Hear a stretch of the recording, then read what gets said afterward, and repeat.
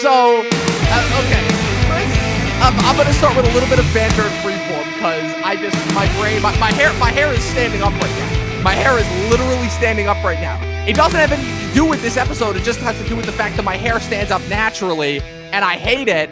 But I haven't gotten a haircut in like a month because of this stupid thing. But yeah. What stupid thing? You know what I'm talking about. Shut up. Don't start with me now. I'm already on edge enough as it is because of just everything going on.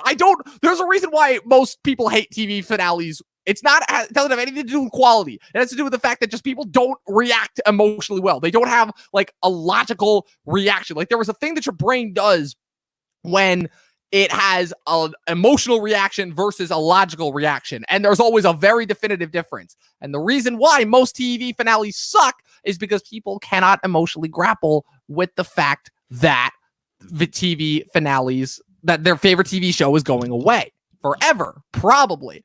Not most likely now because we are in the age of reboots, but still. True. You know what I'm talking about. I hope that was an unsubtle enough transition into what we're talking about because I don't do well with subtlety. I kind of hate it, even though I wish there was more of it in movies. And I just realized I've been talking a lot and I haven't let you talk at all so far.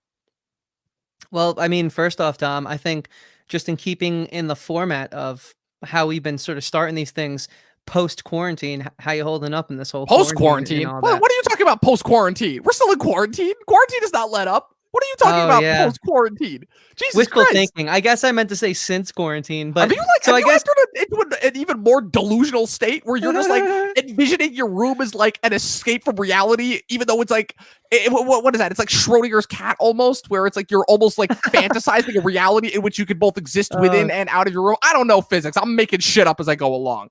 Yeah, man. Well, I think based off what I just said, that could be used as an indication to the guests, to our faithful listeners, of how I'm doing in this quarantine. Yeah. So, Dom, how are you doing in this quarantine before we really dive into the topic today? I'm working, but I also feel like I've literally entered, what is it? Like the quantum loop where I'm just like circling in and out and going through the motions every day. And I'm like, oh, okay, so this is why most adults like hate their lives because, yeah, they have to do this stuff day in and day out. All the time. To see it, huh? Yeah. I've been seeing it. And how does it look? It's awful. I hate it. I hate every single minute of it. Gotcha. So you must be really happy to be here right now. I'm both happy and miserable because alluding to my opening. I get it. You get it. It alluding to my opening statement again. You threw me for a loop there for a second, but I get it. My whole thing is that I don't usually do well with finales, but I also usually can keep in mind the fact that I wasn't around for most finales when they aired. So the overall emotional impact that is going through most people's minds usually doesn't sit on me. Like, I recognize the Breaking Bad finale was awesome, but I also didn't watch it when it originally came out. I think the first two finales I think that I've actually sat through in recent memory, first shows, have been Game of Thrones and BoJack Horseman. Game of Thrones, everybody knows that reaction. I had my own personal thoughts withstanding, right? But also I felt like I had like a little bit of a different connection to Game of Thrones. I wasn't watching it as like an obsessed person watching it. It's like, oh, this is the new thing every week, you know? Like I was into it. It's like, no, because I like Game of Thrones. And BoJack Horseman, that was like, okay, that was a really nice, sweet, tender wrap up.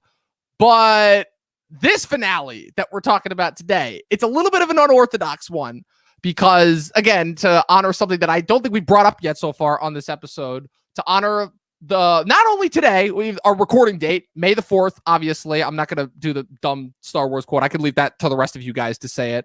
But May the 4th, everyone. Okay, yeah, sure. But also the fact that we're doing, if I can spoil a little bit of things that we're doing ahead of time, we've got a little bit of month of festivities planned, if you will. If you guys have been following us up to this point, you guys know that we've been doing a lot of collaborations recently. A lot of different cool people that we've met so far since we spread into YouTube. I don't want to compare us to a virus because viruses usually have poor taste, and especially now, given everything that's going on, that just with the overall political climate, that might not be the best thing to do to compare us to a virus. Well, but even where still, are you going with that? I could say, well, the whole thing is that we've kind of infected the YouTube space, but in a means of but in a way, in a positive way. I'm trying to do a positive spin on this, while also hopefully deterring from my rambling. But the point being, guys, it's Star Wars month. It's May. We're into the second third of the year. Well, I can't believe already 4 months have gone through this year.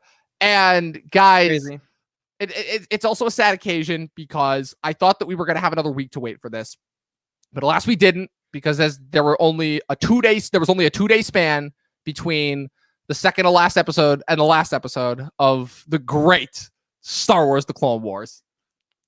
Yeah, dude. I mean, I was gonna say we should just get right into this. So I'm really glad that you took it there, Dom. The only thing that I'll say is that we had a little bit of a rocky start when we first started recording. If we could draw a little bit of attention back to that. I know you don't like to draw attention to this stuff, but that's exactly why we are partners, because I love drawing attention to this stuff. I love exposing mistakes. It just makes me laugh, even when it's my own. But well, because we had on that fateful day, I remember that was, if I'm remembering correctly, our third to last episode that we recorded before this whole quarantine set in. Yeah, how many did we do back then? We did so before the quarantine. So that was the week before Invisible Man, and then we had Onward, and then after Onward, that was when the quarantine set in. But we already had Westworld planned, so we were kind of just able to pick up and go from there. And then, of course, I was able to discover this lovely little trinket, which got started with us with Lost.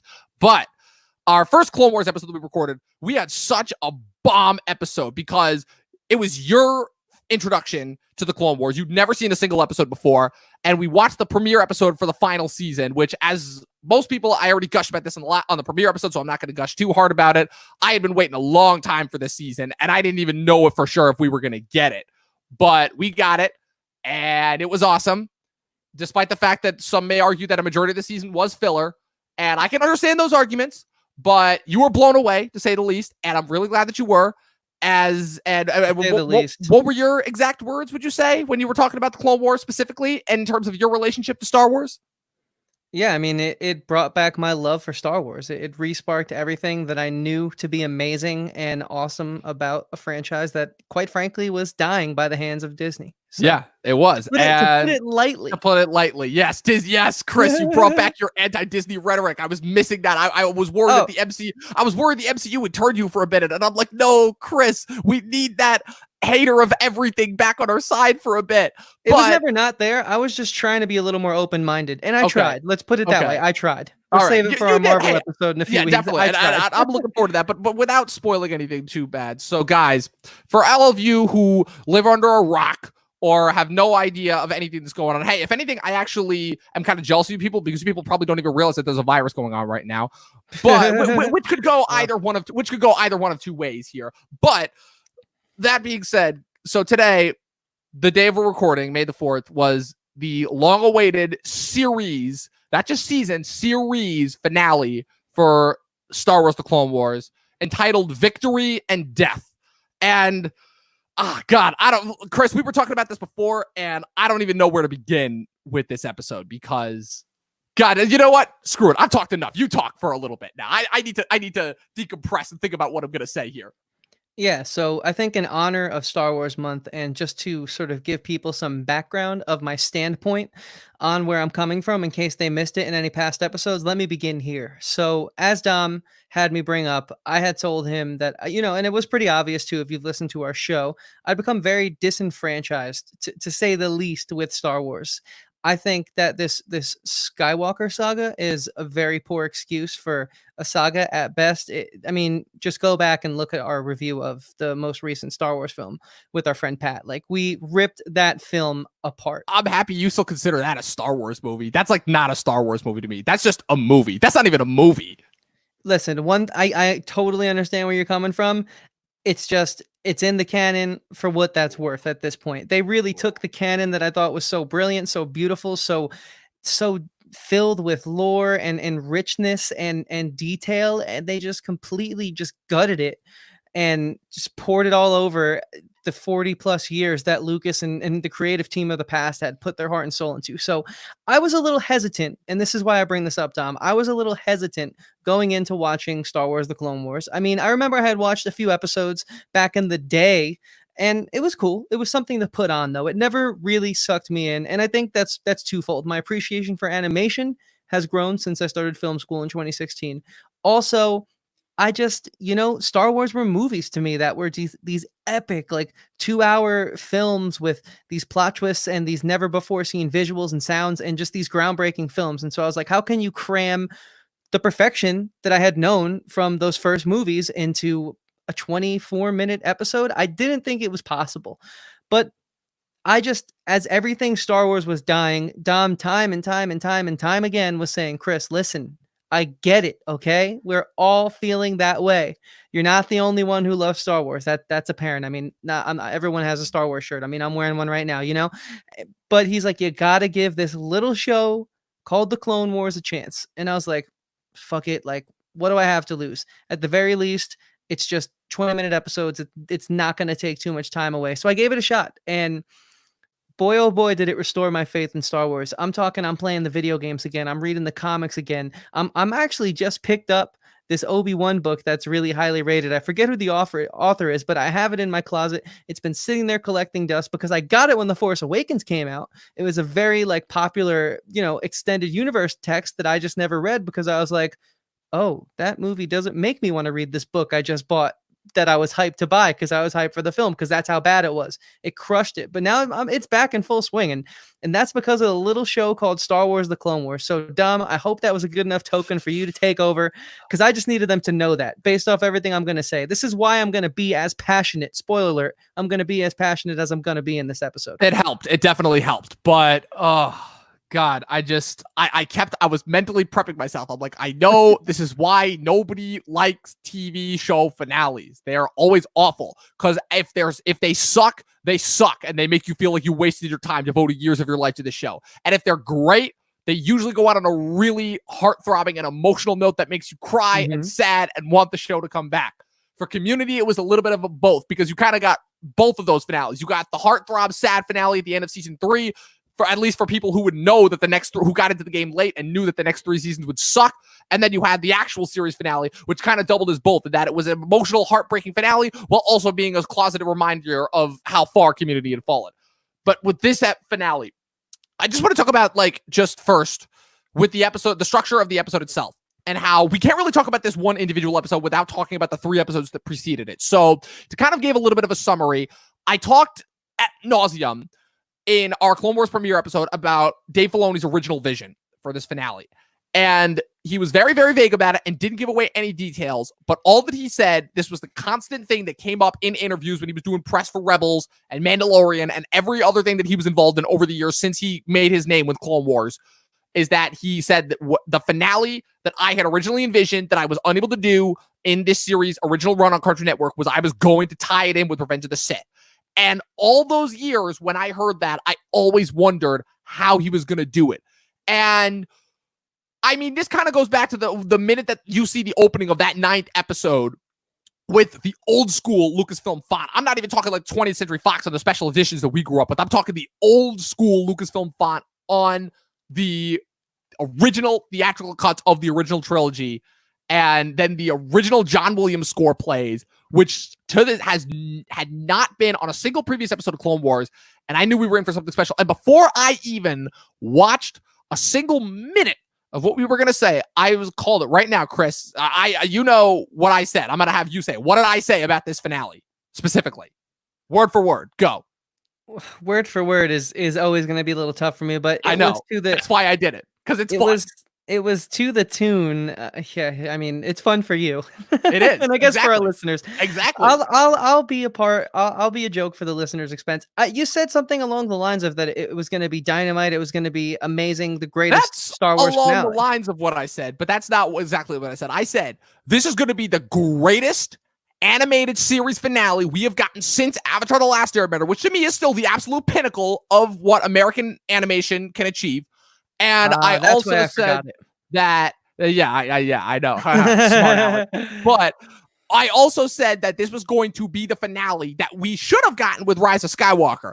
And so far, after watching this past episode, not only do I feel that I was right and validated, but to me, I'm like, wow, you don't even need to watch the sequel trilogy anymore. You can watch from Phantom Menace to Return of the Jedi, Force Awakens if you want, because I still think Force Awakens is a good movie, and everything else in between factors in, and it works, and it just helps make, not only does it kind of make the prequels better by default, which is something the original run of the Clone Wars had already accomplished, but it also just kind of makes the story of Star Wars even more fleshed out and awesome, because again, these animated shows have done what the new sequel trilogy and what I think was a big missed opportunity over the years with how the movies always seem to ignore the expanded canon and universe. But these shows did that. These shows filled in the gaps in a way to continue to help expand this universe, make it bigger than the Skywalker Saga, while also keeping things tied together. It, to me, did what made Game of Thrones so good, which to me,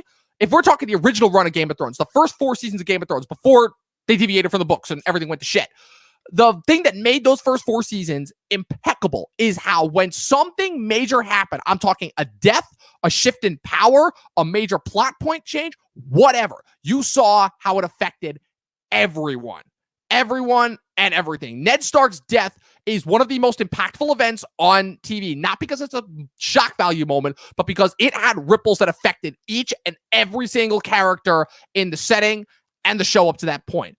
And that, to me, is exactly what not only this show, but almost every kind of piece of other kind of filler that wasn't in the movies for Star Wars has done. And it was all solidified within these last 4 episodes. Yeah, I couldn't agree more with that. One thing I think is this show does that in a fraction of the time that they get to the Ned Stark death in Game of Thrones. Like, this show ties in 3 films that arguably have their issues. I love those films. I can see past the faults of those films, but it kind of makes you hate Hayden Christensen a lot less.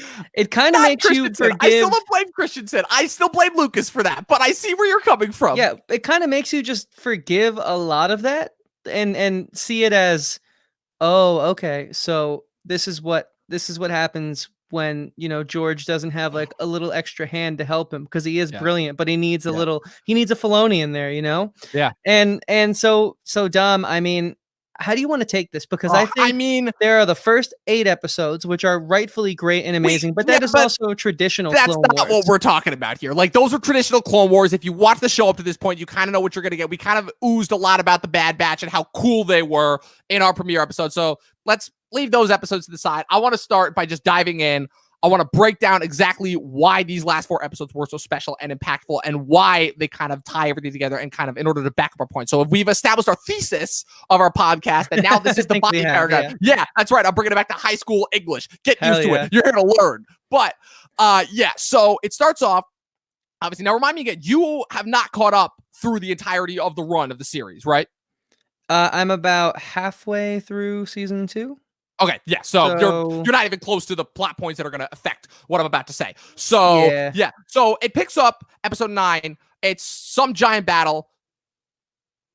Oh, I'm just camera features, man. You do your thing. Oh, we got a switcher going, dude. All right, okay. I didn't realize that. I'm like, oh, this is new. Dude, it sounded like you were going to say something like really important, so I figured, hey, he gets a full screen. No, come on, no, get back on the screen. Get back on the screen. Come on, this is both of us. This is not how we do this yet. Come on, get back on the screen. I talk, you react. You talk, I react. This is how that works. So we pick up, Ahsoka Tano has been recruited by Bo-Katan in order to help appeal to the Jedi, Obi-Wan and Anakin, in order to attempt to oust Darth Maul, who has come back into the fray after disappearing at the end of season 5. This is where, again, this subject matter is a little bit tricky, because, again, this is dealing with things that you have not seen, but without spoiling anything, the whole thing is that at the end of season 5, dealt with 2 major events that would affect and impact 2 of our major Clone Wars characters, that being Darth Maul and Ahsoka Tano, because at the end of season 5, Darth Maul is captured by Darth Sidious and imprisoned, and Ahsoka Tano is framed for a bombing against the Jedi Order, is cleared successfully of all charges, but walks away from the Jedi Order. So, as a result, this kind of sets those characters on their own trajectories. Again, you read the Darth Maul, Son of Dathomir arc, so you're at the very least familiar with what happens after Maul is captured by Sidious, the whole thing with the Mandalorians and everything that happens there. Question though. Yes. She got framed for it, but did she actually do it and just get away with it? She did not. Okay, She did that's not. what I figured. In no way was she familiar. No. And it was, again, I don't want to actually spoil it because to me, it's arguably one of the most compelling arcs on the original run of the Clone Wars. And the fact of, again, if they had just left it off there, that would have been a compelling enough finale just for the original Cartoon Network run. But we get into it. Ahsoka Tano is recruited by Bo-Katan, who is the sister of Duchess Satine, who, again, that also alludes to season 5 of Clone Wars. Again, we're not here to reminisce about the past. The point being is that they want help because Darth Maul has installed a puppet ruler on Mandalore, and Bo-Katan wants, and now that Death Watch has been completely dissolved, wants the Jedi's help in order to get involved in Mandalore and so that they can take back their planet. The problem, it's twofold problem. One, if the Jedi were to launch a full invasion of and the Republic were to launch a full invasion of Mandalore, that would break ancient treaties that go all the way back to the time of like the ancient Jedi Sith War with the Mandalorians, because the whole thing is that the Mandalorians, back when they were like this proud race before they basically became like low down bounty hunters like we saw in the Mandalorian, basically they literally sided with the Sith because they thought of the Jedi as imperialists. So this would break contracts to go back that far. The other problem, of course, and again, how just the opening sequence of that episode does so well with already accomplishing Filoni's dream of what he wanted to do with the finale, which is where the opening shot is you see all the Jedi going off to their individual places, which we as hardcore Star Wars fans know, oh shit, they're going off to die. You see Aayla Secura is going off to Felucia. Plo Koon's going off to Kato Namoria. Ki-Adi-Muny's going off to Mikito. And you're like, you're saying goodbye to those guys. Oh, Ki-Adi-Muny didn't even have a chance to react, bro. He got done the dirtiest. But actually, he kind of did. Aayla Secura kind of did, actually. Semantics. No, I would say Aayla Secura was the one who like didn't even have a chance to react. Muny at least had a chance to defend himself. But again, we're not here to talk about that. So sorry, I get carried away. Because of course, the moment that before Anakin and Obi-Wan have a chance to make their decision as to whether they're going to help Ahsoka and Bo or not, of course they get the call. Oh no, General Grievous has launched his attack on Coruscant. We gotta go. And of course, me, the diehard Star Wars fan, is like, oh my god. I almost wanted to be like, okay, like I hate you, Filoni, so much. Like, why are you doing our this? Heart twice. Why are you doing this to me? Why are you broke our hearts again? But it's so good. Is the problem? It's so for good. Me, you know, regardless of how people feel about the prequels, I really like those films. I recognize the issues, however, and I forgive them because one of the moments that really worked was the Order 66 sequence. Yes. It still to me got me. Forget just like all the problems with the prequel. Just from a filmmaking standpoint, that is one of, to me, the best story elements I've ever seen in a movie. And if anything, they topped Luke, I Am Your Father. That sequence is so good. That sequence is so good that literally even the Clone Wars at certain points admits just how good that like story idea and plan was and how it was executed. So yeah, and so the reason I bring that up is because he puts us through that rush of emotions again. Yes. Again and again. And it hurts even more this time. And it keeps going because throughout these next 3 episodes, you constantly see these flashbacks to bits and pieces of Revenge of the Sith, and every time you just get more and more soul crushing. I'm like, see, this is what I was talking about with the original season. So the original run of the Clone Wars actually made me care about the characters that I could have cared less while watching the actual prequels, and this was kind of like that extra, like pouring lemon juice and salt in the wound of like, oh yeah, remember all these guys that you didn't care about before, but now all of a sudden you do care about? They gonna die. And so the rest of the episode, brought to life in such a beautiful way in the Clone Wars series. You get to spend these little one-off episodes with each and every single one of them, and just, oh, I know who that is now. That's Kit Fisto. He has a heart. He has a personality. I like his personality. Like, oh my god, Kit Fisto, that's a person. Luminara Unduli, that's a person. Shakti, maybe not, but you still get more screen time than how she got done. It's not perfect. You see what I mean? But the rest of episode 9 is pretty much, again, one of the, just from an action standpoint, like it never ceases to amaze me, the action sequences that they pull off in these animated Star Wars shows, because the action sequence during the actual invasion of Mandalore is incredible. And if I could just gush about a little bit, 2 more emotional moments to me that really, really were awesome is, just speaking to me as a longtime Clone Wars watcher, is when right before they diverge and Ahsoka takes off to Mandalore and Anakin and Obi-Wan go to jumpstart Revenge of the Sith. So Ahsoka and Anakin have this little reunification moment with the 501st, and Ahsoka sees Rex again for the first time in years, and all the clones are lined up ready to pay respect to her. They've all got their helmets painted. They're all ready to salute her. Ahsoka's got that moment where she's like, directs. She's like, you don't have to call me Commander anymore. I'm not a Jedi. And Rex is like, of course, Commander. Because it's like, I just love how they've established that sense of respect and like just that sense of bond between animated characters. Like I've talked ad nauseum over the years about how animated storytelling has evolved so much to the point where it can accomplish such complex emotions and great storytelling on a level that some live action films can't even do. And this was one of those moments to me. And of course, when Anakin gives her the lightsabers, which are her old 2 lightsabers, but obviously with new kyber crystals in it. And all the while, and again, this is how brilliant this is. All the while, you don't even realize that this is just being a primed up for the inevitable betrayal that is coming down the road. So you have the divergence. Ahsoka, Rex is assigned to go with Ahsoka to Mandalore. How convenient, considering the fact that he is never once seen or mentioned in the actual live action movies. They go to Mandalore. They have this awesome battle sequence. Like that's the one thing I have to give the Clone Wars credit for again, is with these action sequences and how they execute them. It is so well done. That opening sequence when they landed on Mandalore, that whole fight sequence was amazing. They meet up with Darth Maul, and this leads us into episode 10, which is kind of where everything is revealed, but from the opposite end. And episode 10, obviously, again, is more so just a continuation of episode 9. Again, more so interspersing little pieces. But episode 10 also has those great moments where, poking back to Revenge of the Sith, where once they land on Mandalore, Ahsoka has that, hologram conversation with Obi-Wan, where he reveals, obviously, everything that Anakin did on Grievous' ship, killing Dooku and everything, and now how he's been assigned to go to Utapar to track Grievous, and that Anakin has been assigned to watch the Chancellor because they don't trust him, and obviously they mentioned Sidious because Maul's already been, like, so, again, I've been talking a lot. Like, just how they structure these references. Chris, your mind has got to be exploding every single time they drop a reference to Revenge of the Sith. Like, I'm nerding out really hard right here. Like, I'm assuming you're just waiting to get your fill in. Yeah, no, I mean, I like where you're going with it. And so one of my favorite things that they did this season was, and tell me if you picked up on this. I'm sure you did. But so, for example, that scene where Ahsoka is called a civilian by Mace Windu, that's actually directly after the Jedi Council sends Anakin to go and sit at the opera or wherever it was that he's sitting next to the Palpatine in the films. And so she's literally that close. Like, can you see that? Like that close to being able to speak to him, but it's just too late.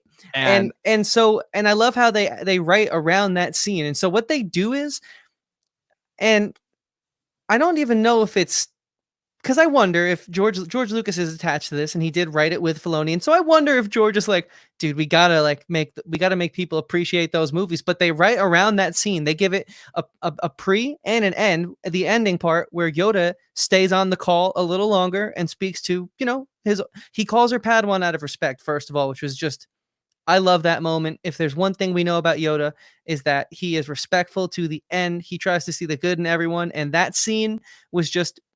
Him just saying Padawan was just so brilliant to the character. Like that's the thing that Clone Wars gets right, is they're true to the characters. But back to my original point, she had a second chance there to tell Yoda what Maul had told her, that, Palpatine was grooming Skywalker to be his apprentice, but she doesn't do it. And so it just adds, I'm curious to go back and rewatch Revenge of the Sith, because I know the events that happen in the Clone Wars are going to go off, and it's going to make it even more crazier than, like we said, Order 66 already was. But just their way to do something that I would deem risky, and this is really why I bring it up. I think it's risky to write around a scene that is set in stone from a film. You're really playing with some big stakes there in an animated show, to take a scene with, Samuel Jackson and, Ewan McGregor and all this amazing talent. Because if there's one thing the prequels got right, I think it was the casting, in my opinion. And so to write around that and use that to further propel this into the climax, into the finale, is so, for a lack of a better word, ballsy to me. Well, and the fact that they stick the landing is just so impressive. Well, you know what I'm trying to say? I know exactly what you're trying to say. And I'll actually do you one better, which is where, so that scene that you're actually talking about, the scene from episode, was it 11? The penultimate episode. Yeah, well, episode 11, right before Order 66 goes down. So I'll actually do one better. That actually wasn't where, Anakin met up with Palpatine at the opera and he told him the story of Darth Plagueis the Wise. That was right after Obi-Wan kills Grievous on Utapar. And that's when Mace tells Anakin to go inform the Chancellor of Grievous's defeat, which is when Palpatine reveals himself as Darth Sidious to Anakin. So you want to talk about Got like you. nick of time, like literally, right? Like So Ahsoka it's was even literally crazier. not even 3 feet from Anakin right before he is told the final thing that he needs to know before he completes his dark journey. And again, but fast forwarding back to episode 10 and why that's impactful is begin once the war officially completes itself and Ahsoka confronts Maul, and Maul kind of reveals his plan, for lack of a better word, because that's the other thing too that I don't think this show gets enough credit for is even though they bring back Darth Maul and they try to make him probably one of the most sympathetic characters ever, because he has that moment where he's going after Obi-Wan and he's going crazy, and he has the great arc on Mandalore, which to me is like one of the best villain arcs you'd ever get. But you almost kind of do feel bad for him because, again, at the end of the day, he was still a pawn, nothing but a pawn, the same way Dooku was in Sidious's quest to recruit Anakin. And when he served his purpose, he was cast out. He clung on to life because he's a survivor, first and foremost. And again, it factors into what makes Filoni's stuff so good, which is that he takes the outsiders, the stragglers, the guys who see all the big stuff from the sidelines, and he makes them front and center and fleshes them out so damn well. And it's one of the reasons why, to me, like the 3 characters that he devoted the majority of his career to in animation, that being Ahsoka, Rex, and Maul, to me are like now 3 of my favorite Star Wars characters ever. And this coming from the guy who made his mark in the Star Wars universe by being, that cool red and black guy with the horns and the double-bladed lightsaber. Like, that's right, all the people knew him as. You're painting my point as to why I said earlier in the podcast, like, it's almost as if this show makes me like Hayden Christensen and the Anakin Skywalker we got in the prequels better, because those better 3 or characters... Better, way better. I mean, he still was fine. I didn't hate him, but he wasn't my favorite out of the casting, like all-star cast, but like he was one of the weaker ones. That's neither here nor there. Yeah. The reason I say that it makes me like him better is because it gives you more of an understanding of his frustration with the Jedi Council.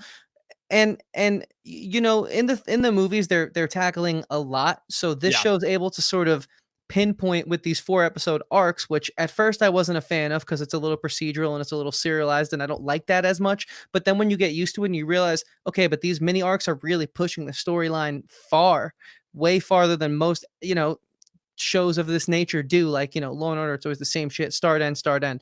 And so I got okay with that. And so the reason why is because having Maul, having Ahsoka, having Rex, right?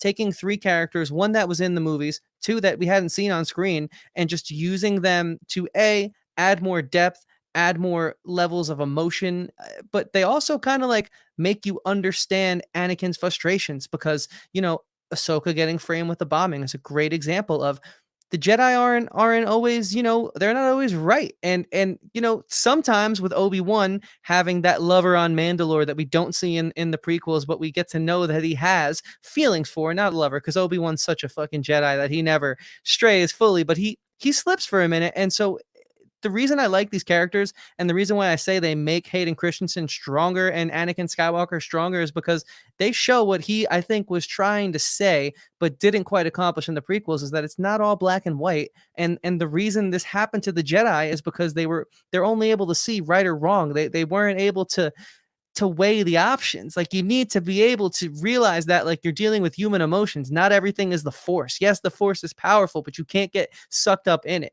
And that's what I think those 3 characters do a great job of. And that's why I say that they enhance the characters we met in the prequels. To me, it solves 2 giant problems that I had. Well, actually, no, sorry, 1 giant problem. One is the fact of, again, which is where, if looking at it just from the movie standpoint and from a logistics standpoint, again, if you're just looking from a logistics, like, solid frame of mind, it's the idea of how did the Jedi, in all of their power and knowledge of the Force and everything, not detect that the leader of the Senate was the evil Sith Lord that they were trying to find the whole time. And this show basically answered that question, which is where, he was so enmeshed in the dark side that they couldn't sense him. And the fact that he literally engineered this conflict, but by the time he was well known, because by that point he was still just like an up and coming Senate. Like, the Jedi didn't care. Again, they were in their lofty ivory towers and they could have given, and they had been in that state of power for so long that they didn't care because they didn't feel the need to. So by the time the Sith did start to make their re-entrance into the Jedi's lives, starting with the Phantom Menace, it was already too little too late by that point. Because I think by the time that Qui-Gon and Obi-Wan fought Maul on Naboo, it had been like over like, well, again, you might have to correct me on this. You probably know the prequels better than me, but I think it had been like close to like 100, 200 years since like the last major conflict with the Sith. You know, up until that point, I think it's like rumors. I believe it's like 300 to 400. Yeah, but something even further alliterate that. Yeah, something ridiculous. So, but that was why, like, that kind of complaint, I never really, I understood it. Complacency broke their time of peace. Right, exactly. But it never bothered me where it's like, okay, well, again, if you're that complacent, think about it. If you're in a job and you're in a super high up position and everything's running smoothly for so long, obviously, if something comes along that's going to start to undo that fabric, you're not going to know how to react well to it. That's exactly what happened. But it also, again, brings up, again, a point that a lot of people had a decent problem with because of how it was executed. But for me, it was one of the best elements of The Last Jedi, which is where Luke is literally sitting there saying, yeah, if the Jedi are so great, then how come at the height of their power, they were taken down by Darth Sidious? And I'm like, you're speaking facts. You're speaking the facts that the fans have been saying for 30 years now. And a mainstream, and again, that's why I don't want to discount The Last Jedi entirely, because The Last Jedi, for a big, taking it from that perspective, a big budget Star Wars movie, which we know and we have mocked relentlessly for playing it safe and not taking the risky advantages that we like from our stories like that. And that movie is, at the very least, with that storyline, asking the questions that we as fans have been asking for years now.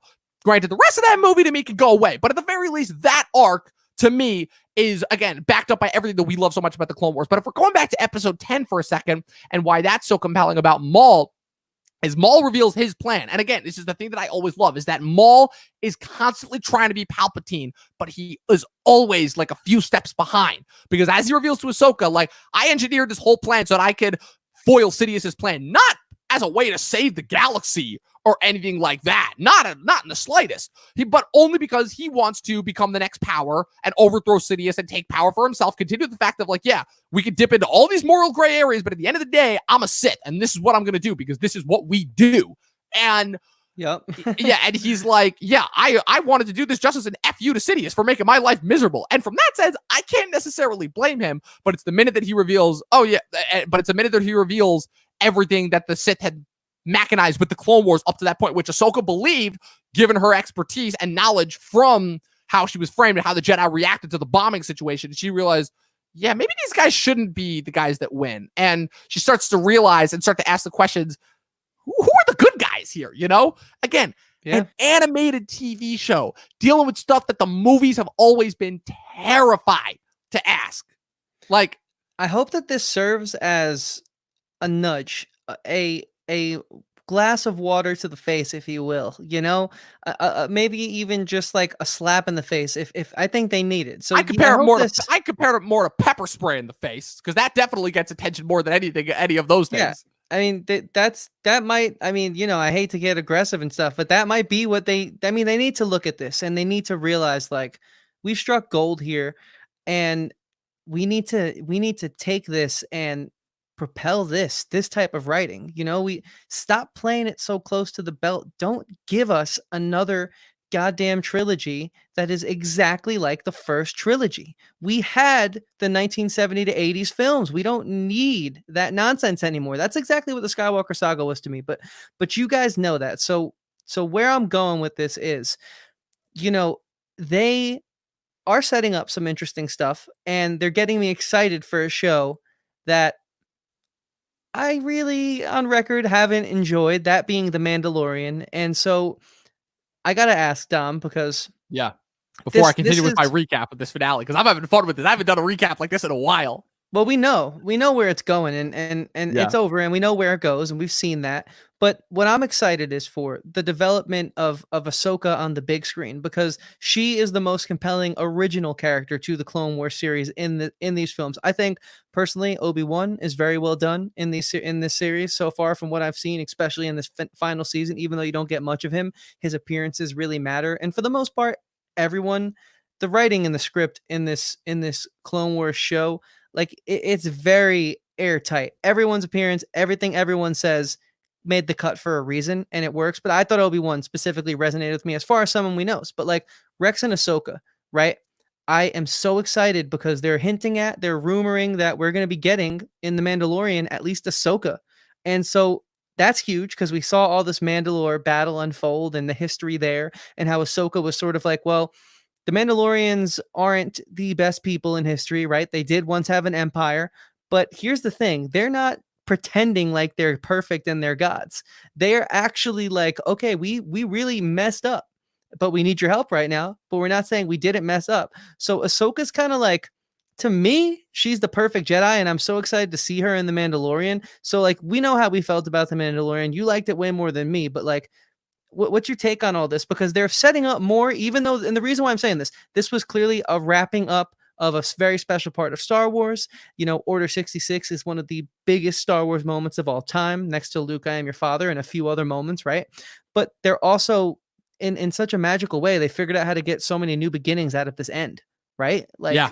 And that's crazy to me, dude. And again, like what I was talking about before when I mentioned how this was going to tie into everything. So you were talking a lot about The Mandalorian, which again, I did like a lot more than you. And the reason why, if I could just do a quick 5-second recap of that, is because to me, I likened it to the first season of Clone Wars, which is where, the first season of Clone Wars wasn't the best, but knowing what was on, but especially now looking back and see what we got afterwards as a result of that first season, it's like, I can forgive it, to say the least. Yes, I will say there were certain parts of The Mandalorian that were a little bit more unforgivable, but I credit that to it being live action as opposed to animated, and it being 8 episodes. So we kind of are expecting it to be a little bit more fast-paced than what it really was. But that's neither here nor there, because we don't know what we're going to get with the future seasons of The Mandalorian. But with all that being said, again, like, it also factors into kind of what we see from her in Rebels. And now that's both a show that you and I have not gotten to, but I've watched a couple clips from that. And the clips that I have seen, just the callbacks to Clone Wars alone in that show, are just heartbreaking, to say the least. And also, is it also Filoni on that show? Or yes, no? that's Filoni as well. Okay. And the other thing too is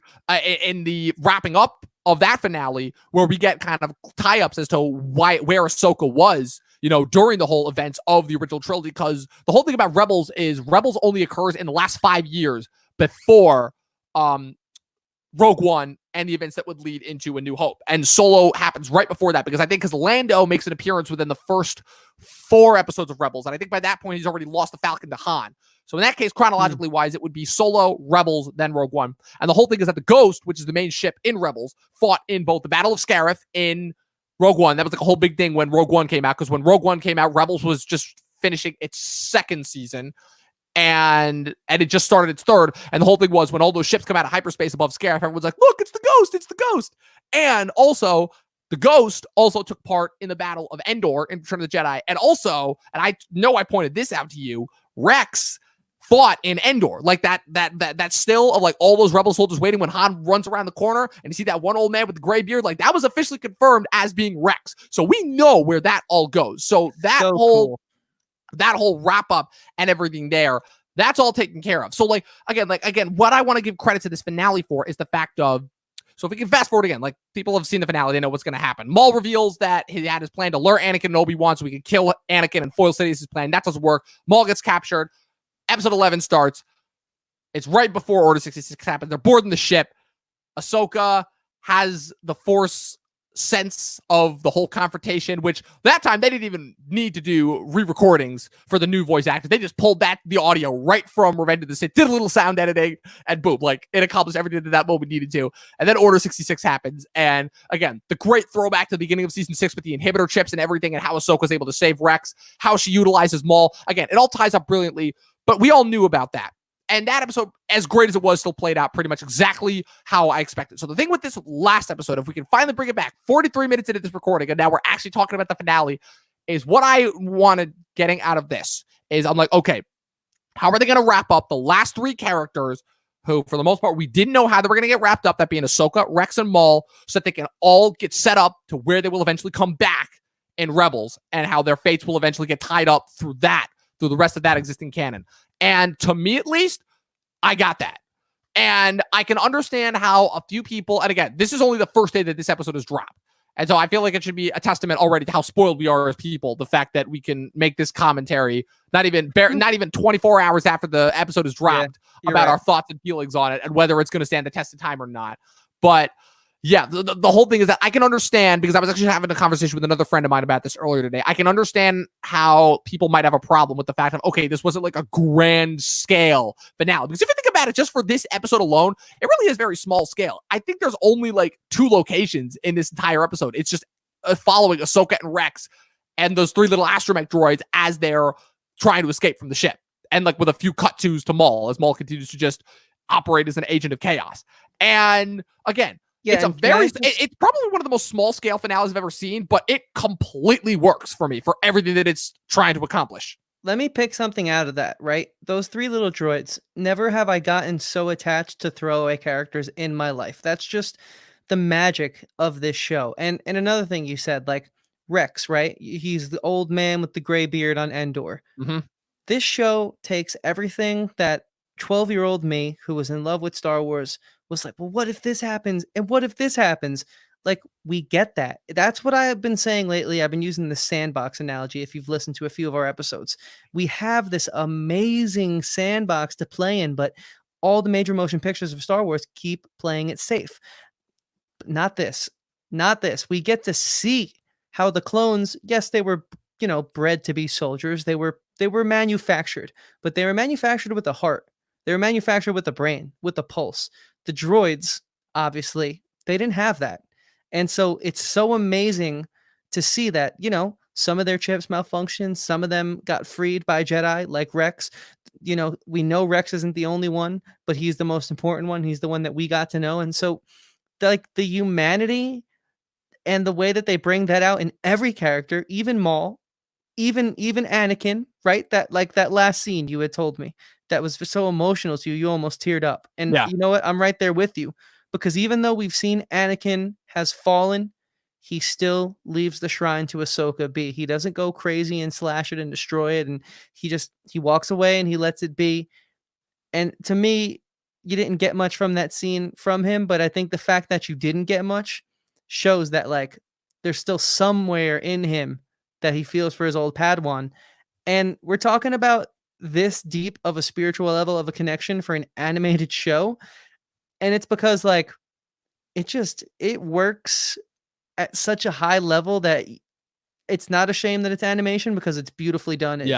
It's incredible. Like, the action is so gripping, but God damn it, man. Like, this is the Star Wars we need from top tier actors being cast in future Star Wars. Like, because like this level of storytelling. This is show don't tell at its finest. Yeah. This finale. Because you're right, it wasn't the most exciting thing. It was great. Not exciting, just not the most expansive, I would say. Right. And I agree with that. There was obviously a lot of great moments. It was more of a wrap up. The penultimate episode was your bang, your flash. Pretty much this whole arc really was. So we needed one of the more chill episodes, one of the more dialogue heavy episodes, but like never a dull moment. That's where I'm going with this. It's almost hard to talk about it because it's just like, yeah, I watched it hours ago, but it's still just like, wow. Like, I am in love all day with Star Wars again. Could you believe it, Dom? It's 2020. Can you believe it? I can, because I always had this to fall back on, even when I kind of started to figure out, like, for me, again, like, call me crazy, call me insane, but the minute that, like, I found out that they were making Solo a movie, again, my thoughts on that movie, I think, have radically changed since the first time I saw it, but ever since I found out that they were making Solo movie, I'm like, yeah, I don't know if the movies are gonna be able to deliver on what everyone's hoping they will. Yeah, well, that movie, we'll find out in a few nights how we feel about that one again. But I mean, I could go on and on and on. And I like this crew, this creative team. They know what they're doing, man. They really do. They really do. Yeah, and I just wanted to point out the irony of that statement is that this finale, which arguably might be one of the most depressing finales ever.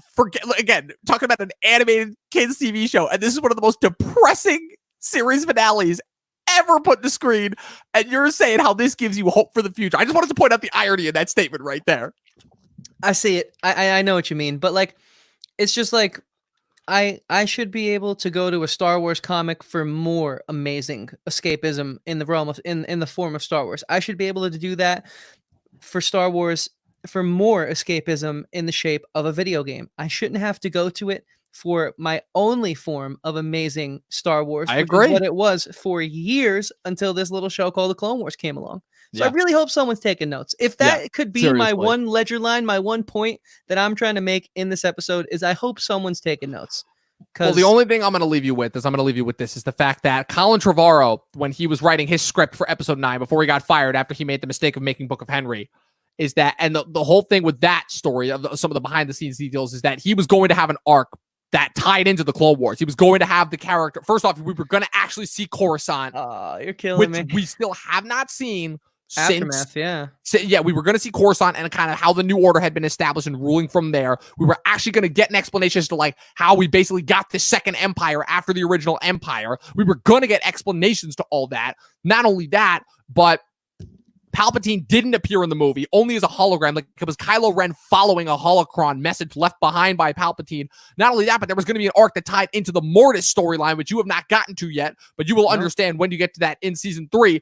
And Bob Iger, Big Bob himself, stepped in and told him to step away from some of the more hokier elements because he figured that regular people wouldn't be able to get invested in it. And that would take away from what they loved about Star Wars. And that just made me like, I'm like, okay, I'm trying to keep my Disney bashing down to a minimum, but Jesus Christ, dude. Like, and I understand. That you makes me hate Disney all over again. I'm speaking about this as a fan, not a business. I understand it from a business sense, but I'm also of the opinion where it's like, Jesus, wow. Well, like the minute that happened, I'm like, wow, we were never going to get anything. And I think this was even before The Last Jedi was released in theaters. I'm like, wow, so we were never going to get anything cool with this new trilogy. Awesome.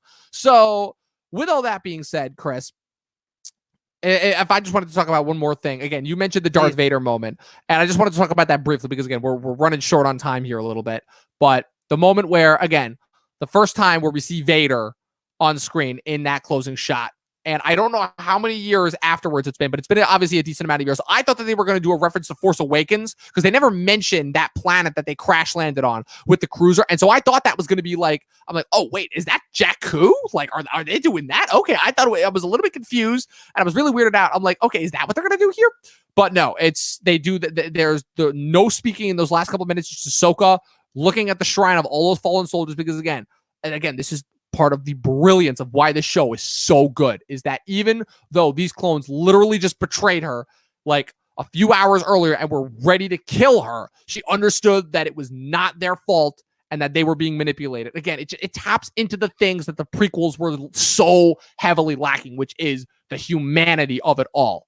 Exactly. And and then when Vader leans down, literally no joke, for as hollow and emotionally manipulative as that ending of Rise of Skywalker was when Rey visits the Skywalker compound and buries the Skywalker lightsaber, and then you have that dumb moment with that woman, and it's just like, I'm Rey Skywalker.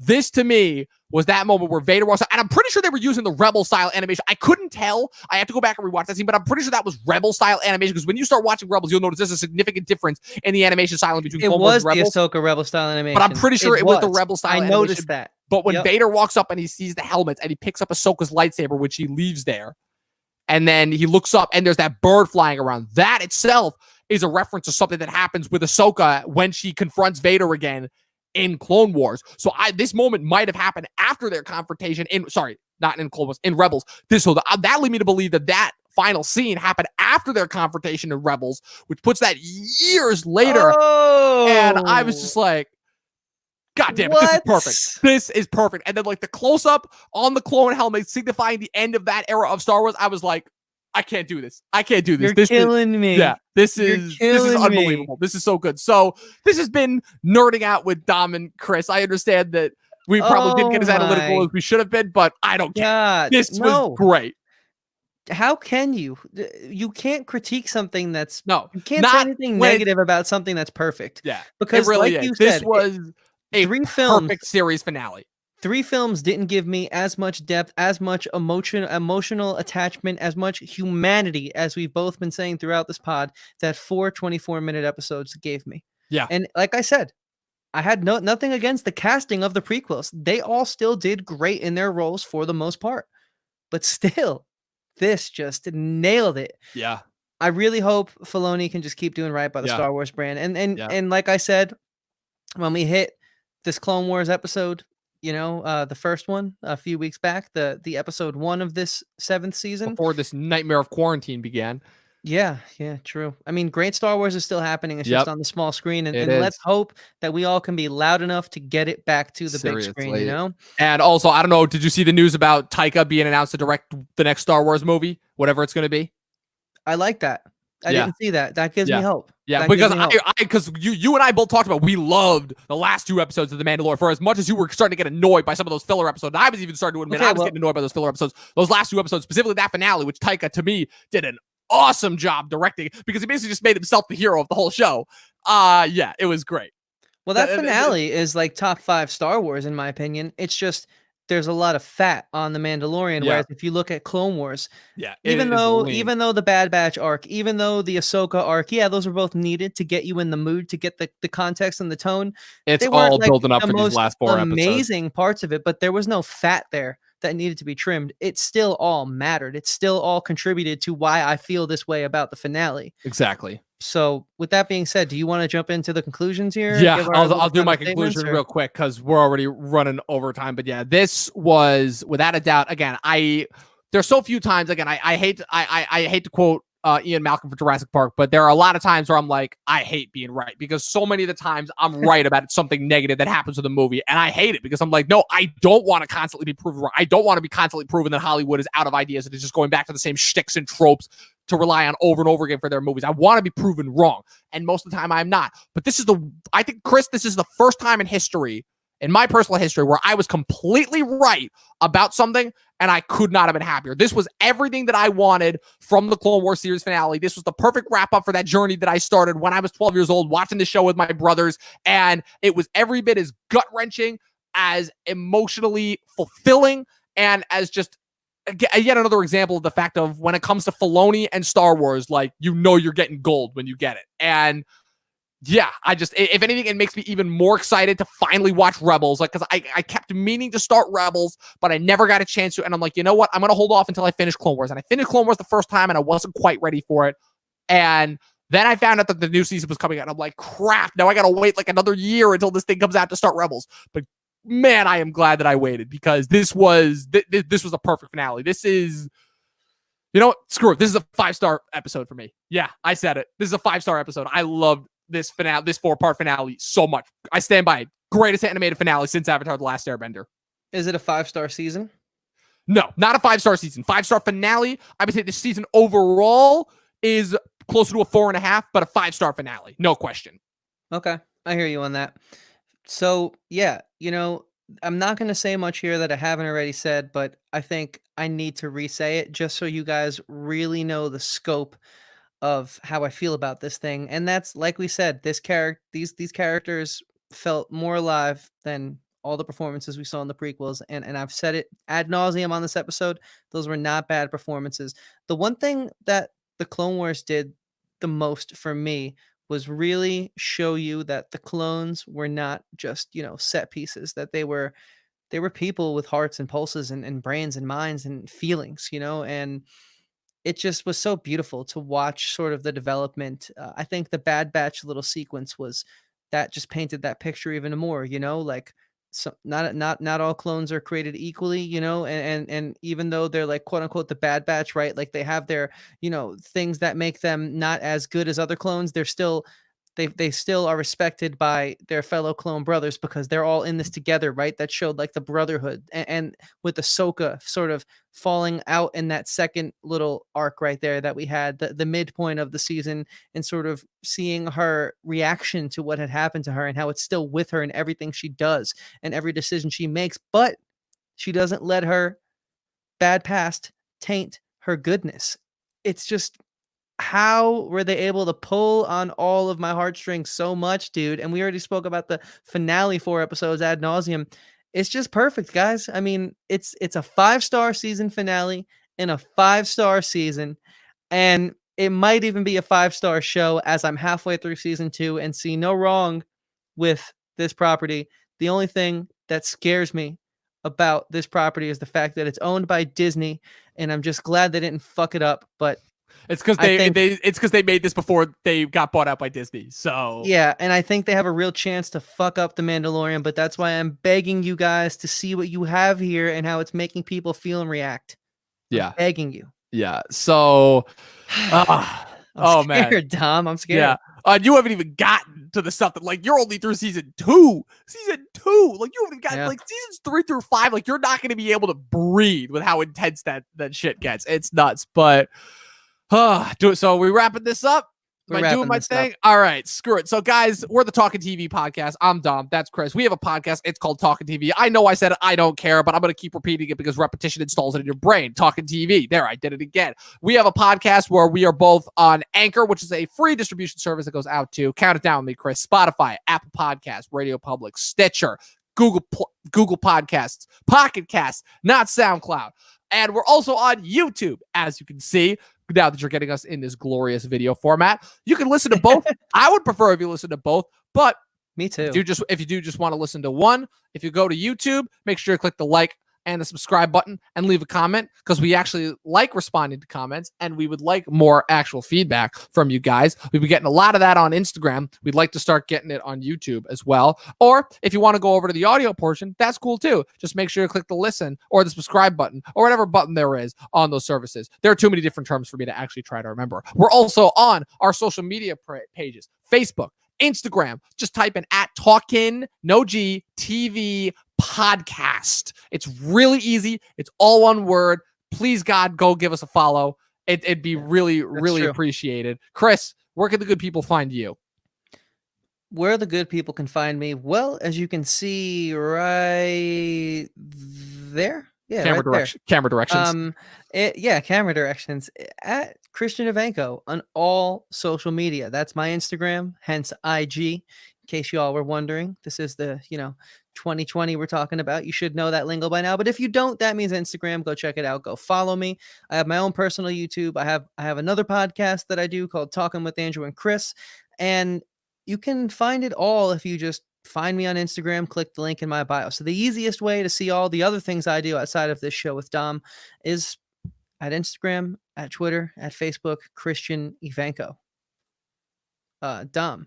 Hell yeah. We have a few things coming up on our channel. Yes, we do. Yes, we do. We've got some fun things coming up on this channel. So this episode will be released on Wednesday, the 6th, words, 2 days from our recording date. But 2 days after that, on the Friday, the 8th, we have our first official watch-along happening on this channel with a bunch of the other people that we've collaborated with, that being Movie Files, Flicks Talk, Brando Critic, bunch of other people. Chris, you'll know the names better than me.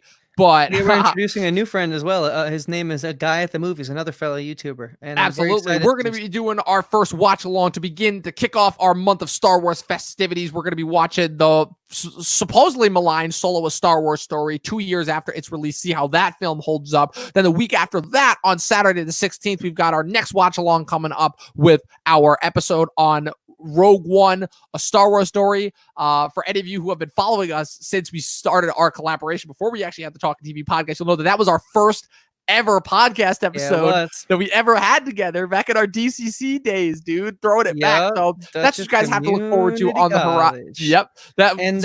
If I may, solo watch along. We'd love for you guys to be there. You can hit the remind button on our YouTube channel right now. You're already here. You're already watching us. And if you're not, go to our Instagram. If you're on an audio platform, hit that link in our bio. It's right there. RSVP to it.